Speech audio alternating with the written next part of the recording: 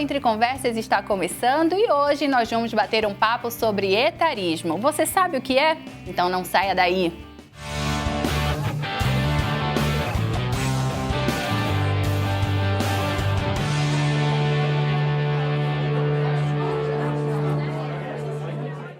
Você já deve ter ouvido alguém falar a um idoso: você está velho demais para isso.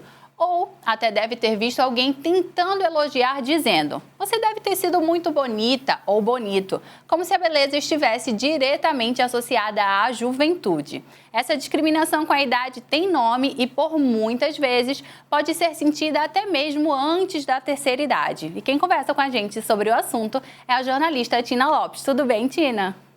Tudo bem, Jade? Muito bem-vinda. Obrigada.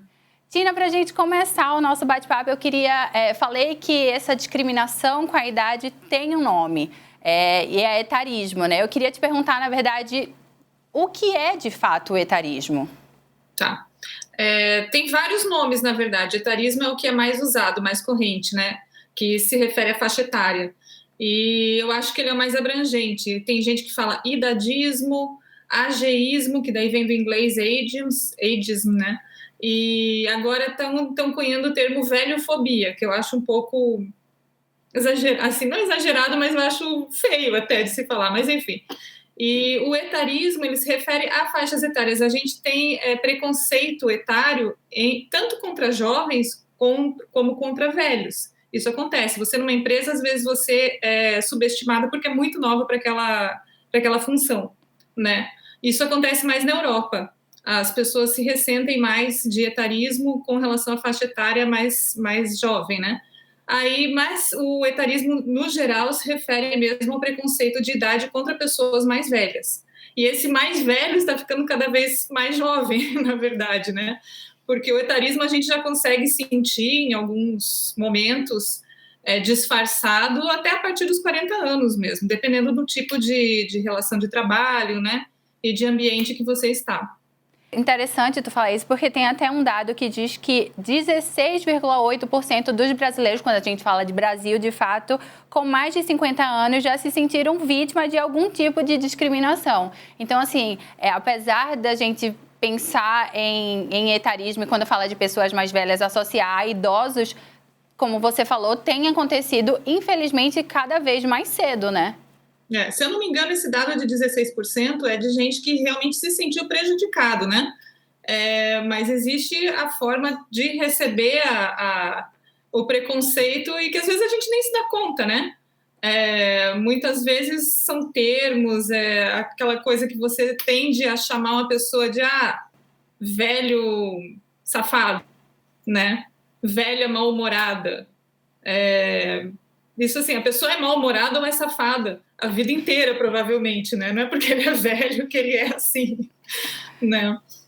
Eu falei sobre o etarismo, assim, de modo geral mesmo, sem citar gênero, de fato. Uhum. Mas, na tua opinião, tu acredita que a mulher sofre mais com esse peso, com essa cobrança ao longo dos anos do que o homem? Sim, certamente. A mulher sofre sempre com mais preconceitos do que o homem, né? Tanto que o etarismo seria, assim, a última fronteira mesmo, o último preconceito a ser sofrido na vida e que todo mundo vai sofrer, né? Assim, até democrático. Mas a mulher, ela sofre desde cedo com a coisa do padrão, né? De ter um cabelo de tal forma, de ser gorda ou ser magra, de ser competente ou não ser competente, o fato dela ser mãe, se isso vai atrapalhar a vida profissional, ou mesmo em relações amorosas. Uma mulher que já tem filhos, né, ela sofre preconceito para conseguir outras relações. Enfim, a gente sofre preconceito, a gente tem que desviar, passa a vida desviando de preconceito o tempo todo. E com o etarismo não é diferente, né? Todos eles se agregam e chegam à idade. Quer dizer, além de tudo, você tem a idade para provar que ainda é competente, que ainda é uma pessoa a ser amada, uma pessoa a ser admirada, né?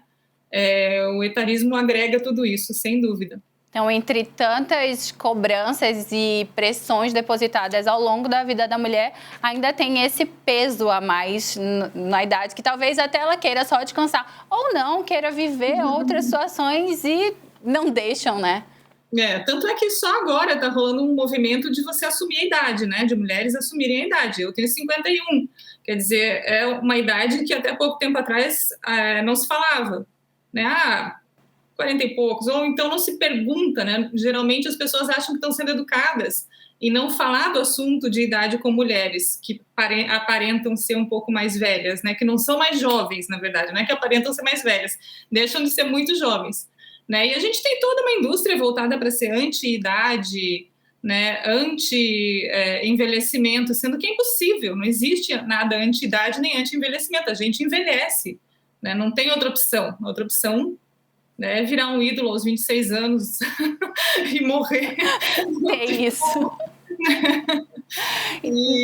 Então, tem toda essa coisa do padrão, né, o padrão de beleza, que é a mulher jovem e tal. O Brasil é o país que mais tem, aliás, é o segundo país do mundo a fazer cirurgias plásticas, uso de botox, uso de procedimentos mais invasivos, né, também é campeão em venda de produtos anti-idade e tal. Isso tudo reflete esse peso, né, da pressão da idade contra a mulher. E aí, nesse caso, essa pressão tem acontecido também cada vez mais cedo, né? Eu vejo pessoas a todo tempo postando algo, assim, mulheres de 25 anos que estão postando, fazendo botox preventivo. Assim, nada contra as profissionais, pessoas que estudaram para esse tipo de coisa, mas assim, desde que seja feito com responsabilidade, né? Porque como você falou, a idade é algo natural, é do ser humano. As pessoas ficam velhas. Então, assim, fica talvez até um alerta para as marcas para tratar isso com mais naturalidade também, né? Exatamente. E é o seguinte, nós que estamos assim em condições, né? Quer dizer, estou falando de um recorte econômico também, né? Que é a classe média, né? Que se preocupa com isso e tal. Mas, enfim, países que são mais desenvolvidos, né, nós estamos chegando a uma longevidade cada vez mais longa, né, cada vez mais ampla. Então, sei lá, nós podemos viver 100 anos, 50 anos é só metade da vida, né? Então, e a gente vê, e por outro lado, como você disse, a gente vê meninas de 25 anos falando: meu Deus, eu estou velha, eu preciso fazer botox, eu preciso isso. Eu não tenho nada contra procedimentos, inclusive adoro, mas assim, é uma coisa de não viver a própria vida, né? E o irônico é que às vezes as pessoas acabam se padronizando tanto, se quase envelhecendo, tentando parecer mais jovens, né? Eu te fiz essa pergunta sobre a tua opinião, principalmente em relação a homens e mulheres, porque uma coisa que eu noto muito principalmente em relação à aparência, homens de cabelo grisalho. Estão sempre associados a pessoas sábias, a homens que viveram com experiência, e a mulher de cabelo grisalho é associada de uma maneira errada, por muitas vezes, a uma mulher desleixada, a uma mulher que não se cuida. E isso acontece muito, né, Tina? Isso acontece muito. É mais um reflexo, né? O homem de cabelo grisalho, até com uma pancinha, né? Ele é o cara bem-sucedido, né? Ele pode ser o cara bem-sucedido, lógico que dentro de um limite, né? Isso não é cobrado do homem. Um homem que pinta o cabelo é ridículo, né? Porque ele é um homem que não está se assumindo com sua própria idade, com sua força, né? Como assim? Ele está assumindo uma fraqueza se ele pintar o cabelo, que ele quer parecer mais jovem, mas nós não, nós temos que ser essas fracas que querem parecer mais jovens, né? Não que isso seja obrigatório. Eu, por exemplo, eu pinto o cabelo, mas existe uma coisa de desvalorizar o grisalho, né? Que também está acontecendo agora toda uma reação. Existe um mercado para mulheres grisalhas, né? Principalmente depois da pandemia. Com a pandemia, muitas mulheres deixaram de pintar, né? De tingir os cabelos. Isso no mundo inteiro. Foi um movimento muito, muito único, assim, engraçado ao mesmo tempo, né? E as marcas se atentaram para isso. Então, hoje está rolando uma nova visão da mulher de cabelo grisalho, bonito e tal. Só que aí é outra padronização na qual a gente cai, né? É outro mercado no qual estão tentando nos encaixar. É o da mulher magra, de cabelos grisalhos lindamente brilhantes, né? Não é aquele cabelo grisalho possível, porque não é fácil também ter o cabelo grisalho, né?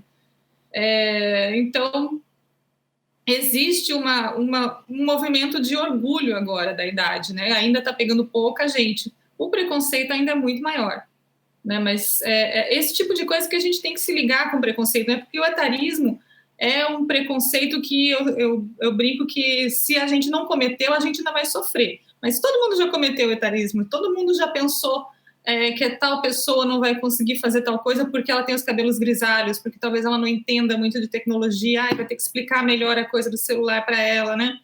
E assim, é uma coisa, é difícil de se pegar enquanto você não sofre, né? De se tocar disso. E falando em praticar o etarismo, por exemplo, isso acontece às vezes até de maneira em que você tenta fazer o elogio, como eu falei, e por trás daquele elogio tem uma frase completamente, um elogio completamente etarista e você não se dá conta, né? Quais seriam algumas frases, alguns elogios a serem evitados, Tina?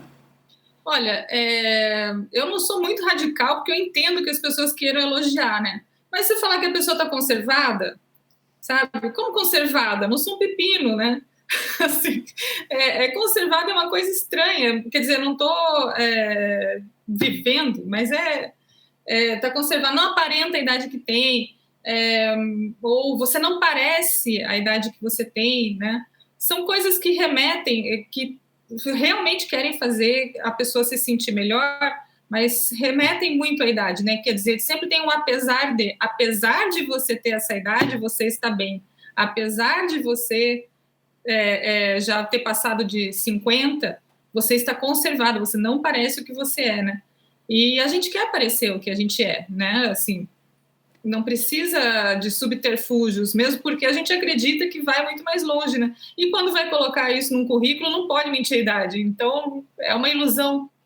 Até porque você é hoje o que você viveu ao longo da sua vida, né? Então, não dá pra gente olhar pra você e querer diminuir você a uma idade que você não tenha, porque pensando nisso, até alguns anos da sua vida são anulados. Então, exatamente. São frases e elogios que não cabem mais, né? Isso, Tina? Exatamente. Eu não vou tirar uma década da minha vida, sendo que foi a melhor década. Né? Eu não vou dos 40 aos 50, foi uma década fantástica, ou dos 30 aos 40. Né? Eu não vou eliminar isso fazendo de conta que eles não existiram, ou achar legal que pareça que não tenham existido, né? A gente tem a nossa história, a gente tem as nossas marcas, a gente pode tratar as rugas para se sentir melhor, porque a coisa do padrão de beleza ainda pega, né? Não é nessa geração que a gente vai se livrar disso. Mas valorizar mesmo, né, o que você é, o que você tem, eu acho que também faz parte de envelhecer bem. Pois é, não dá pra gente não pensar no futuro, porque o futuro seremos nós, de fato. Então, não é hoje tratar o futuro com descaso. Não é exato, isso? Qualquer subterfúgio para tentar parecer mais jovem, para querer aparentar uma jovialidade, é um subterfúgio. Todos nós estamos envelhecendo a partir do momento que nascemos, né? Em fases diferentes. Isso vai acontecer. Então, tem que pensar essa velhice, que velhice que a gente quer, né? No país, na família, nas nossas relações. Tina, muito obrigada pela tua participação, tá? Eu que agradeço. Até mais. Até. O Entre Conversas fica por aqui. Eu vejo vocês na próxima edição. Tchau.